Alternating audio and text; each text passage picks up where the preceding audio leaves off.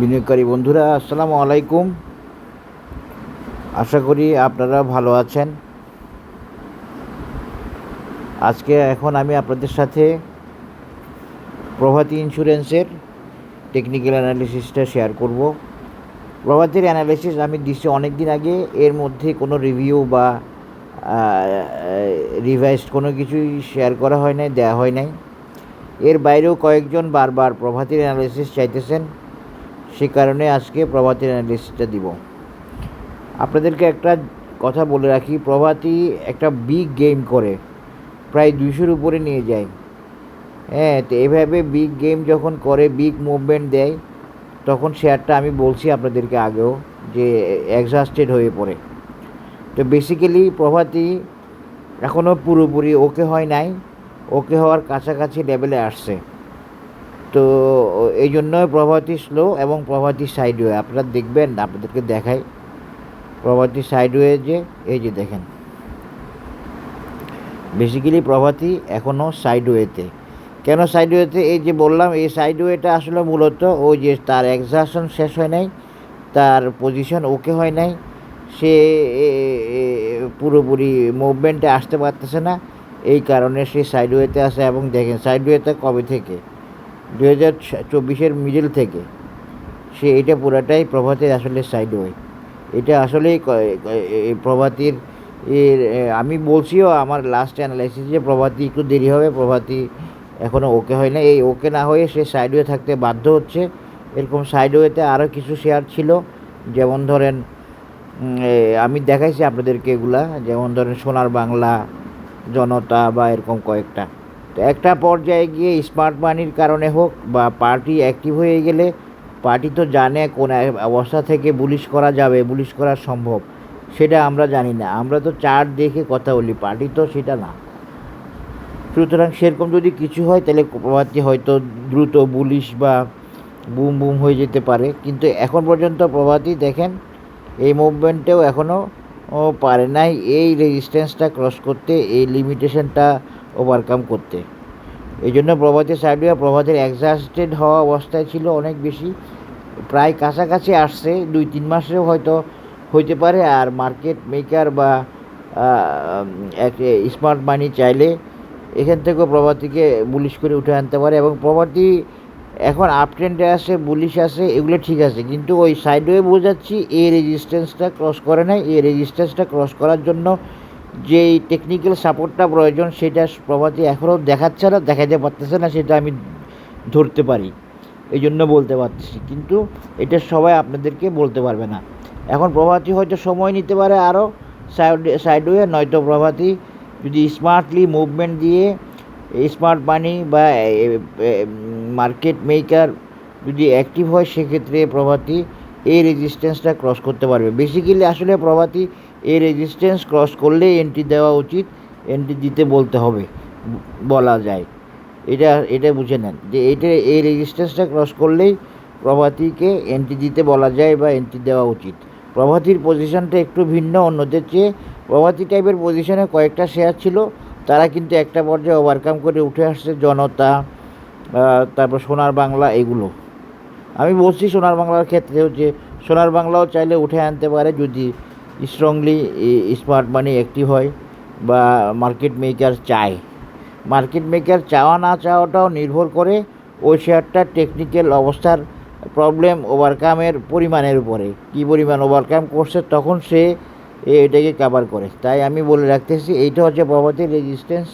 এইটা পার হয়ে গেলে প্রভাতী ধরে নেবেন যে এইটা বা এইটা, আচ্ছা এইটাই এটা পার হয়ে গেলে, এটা কত, এই যে 40 টাকা পার হয়ে গেলে প্রভাতী মোটামুটি ধরে নিতে পারবেন যে এখন প্রভাতী মুভমেন্ট করতে পারবে ভালোভাবে। আশা করি বুঝতে পেরেছেন।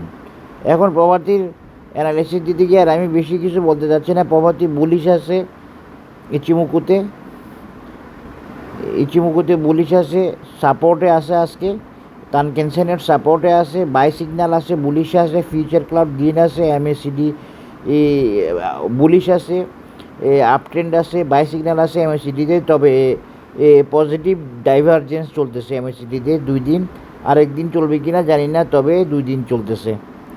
এই জন্য বলে রাখতেছি, প্রভাতী 40 পার হলে পরে আপনারা ধরে নেবেন যে প্রভাতী ইয়েতে আছে, ওকে আছে। এই হলো অবস্থা। প্রভাতীতে যদি আমরা ট্রেনটা দেখি, তাহলে অরুণ নীলে আমরা দেখতেছি মোটামুটি ভালো শক্ত আপ ট্রেন্ড আছে প্রভাতীতে, যেটাকে একটা বাইসিগনাল বলা যায় চাইলে। এবং দেখেন অরুণ অসামে কী হয়েছে, অসামে ও প্রভাতী ওকে, তবে প্রভাতীতে আজকে একটা রেড রেড হিস্টোগ্রাম দেখা যাচ্ছে বা রেড বার দেখা যাচ্ছে অসামে। তো এই রেড বারটা সবসময় শঙ্কার কারণ না, আবার যদি সে কামব্যাক করতে পারে ভালোভাবে, তাহলে আবার গ্রিন বার থাকতে পারে। আর নয়তো প্রভাতীর এই রেড বারটা প্রভাতীর কারেকশানের একটা সিগন্যাল হতে পারে। এটা বলে রাখলাম অসামে। কী জন্য প্রভাতী কিন্তু এখনই হয়তো উঠে নাও আসতে পারে, আসতে পারে, এটা আমি বলতেছি। এই জন্য যে যদি প্রভাতী 40 পার হয়ে যায়, তখন আপনি উঠে আসবে, অনেকটা শির হতে পারবেন। এখনও আমি বলতে পারতেছি না যে এটা পার হয়ে আসবে কি না। টেকনিক্যালি কিছু জায়গায় প্রবলেম আছে এবং সে প্রবলেমগুলো এখনও সিভিয়ার। সেই প্রবলেমগুলো ওভারকাম করার কোনো সিগন্যাল মার্কেট দেখাচ্ছে না। যদি দেখায় তাহলে আমি বলতে পারতাম, এখন বলতে পারতেছি না। যেরকম সোনার বাংলাতে বলছি, জনতাতে বলছি, এখানে বলতে পারতেছি না। আশা করি বুঝতে পেরেছেন। এখন আপনারা বুঝে নেবেন যে আপনারা বারবার চাইলেও আমি অ্যানালিসিস যদি না দেই, তাহলে বুঝে নেবেন যে ওই শেয়ারটা আসলে টেকনিক্যালি ওকে না, অ্যানালিসিস দেওয়ার মতো না, অ্যানালিসিস দেওয়া যাবে না। আমি তো ভিডিও দিচ্ছি আপনাদের জন্যই, তা আপনারা চাইলে আমি কেন ভিডিও দিব না, আমি কেন অ্যানালিসিস দিব না? আমি এই জন্যই দিব না, যদি এটা ওকে না থাকে, যদি এটা টেকনিক্যালি সাউন্ড না থাকে, উঠে আসতে পারার মতো না হয়। আপনি ধাম করে চাইলেন নাহি অ্যালুমিনিয়ামের অ্যানালিসিস আমার দেওয়া আছে অনেক আগের। এটা অনেক সময় নেবে, তো এটা যে অনেক সময় নেবে এটা বোঝার লোকও তো আপনি পাবেন না। আর কেন সময় নেবে সেটা তো ডিটেলস ব্যাখ্যা করা যাবে না, কারণ এগুলো ডিপ কিছু বিষয় আছে, এ আর কি। এখন প্রভাতী উইকলিতেও মোটামুটি ওকে আছে, কিন্তু উইকলিতে এই তানকেনসেন কুজেনসেনের অ্যাডজাস্টমেন্টটা, মুভিং অ্যাভারেজের অ্যাডজাস্টমেন্টটা এখনও পুরোপুরি পছন্দনীয় হয় নাই।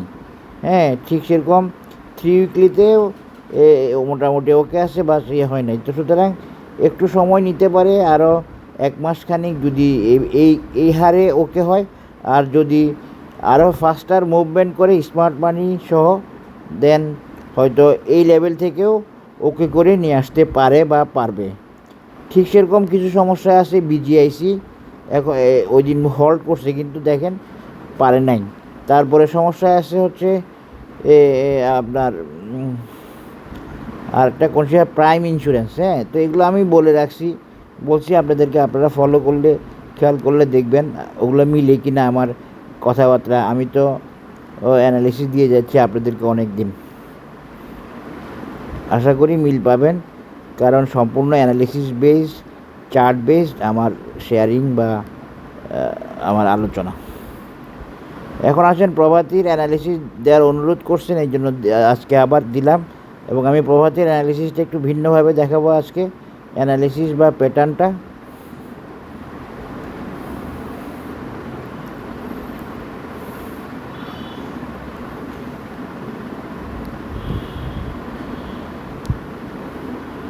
এই যে দেখেন, এই যে যেটা বলছি ওইটাই প্রভাতীর, এইটাই আমি এখন দিচ্ছি। এটা মূলত উইকলি থেকে। হ্যাঁ, উইকলি থেকে আপনারা খেয়াল করবেন। আমি সিহর্স প্যাটার্ন দিয়েও দিতে পারি, কিন্তু সিহর্স এখানে আর না দেওয়াটাই ভালো। আমি এখন ভিন্ন একটা সিস্টেমে দিচ্ছি, যেটা একটা এই প্যাটার্নটার নামটা আমার মনে নাই, এমনি একটা প্যাটার্ন দেখানোর চেষ্টা করতেছি। সেই প্যাটার্নটা আর কিছুই না,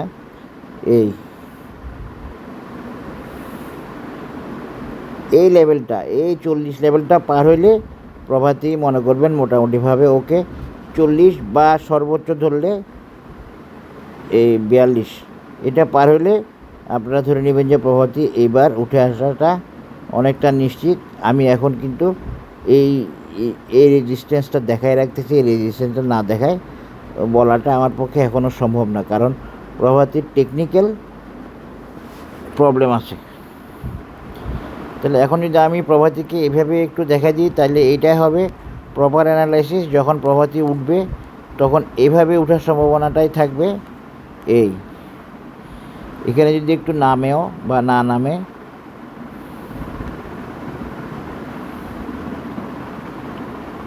এখান দিয়ে উঠে যেতে পারে, এখনও উঠে যাওয়ার সিগন্যাল দেয় নাই।